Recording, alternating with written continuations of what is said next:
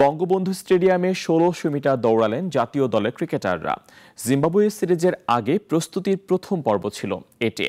দল ঘোষণার আগে ক্রিকেটারদের ফিটনেস পরখ করে রাখলেন টিম ম্যানেজমেন্ট। এই ম্যারাথন বিশ্বকাপের মতো বড় মঞ্চে কাজে লাগবে বলে বিশ্বাস বিসিবির। রাজিবুল ইসলামের রিপোর্ট।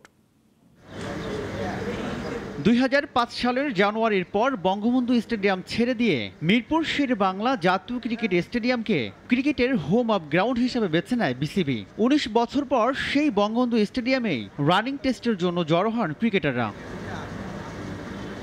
আর্মি স্টেডিয়াম এবং বিকেএসপিতে অ্যাথলেটিক্স ট্র্যাক থাকলেও বঙ্গবন্ধু স্টেডিয়ামের নবনির্মিত অ্যাথলেটিক্স ট্র্যাককেই রানিং টেস্টের জন্য বেছে নেয় বিসিবি।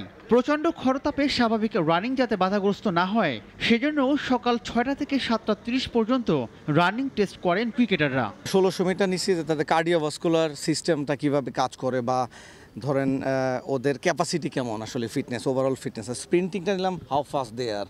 আমাদের এইটাও দেখার দরকার আছে আসলে 40 মিটার স্প্রিন্টটা যখন ছিল যে তারা প্রথম ২০ মিটারে কতটুকু ফাস্ট। দেড় যুগের বেশি সময়ের পর এখানে শত স্মৃতির কথা জানালেন সাবেক অধিনায়ক।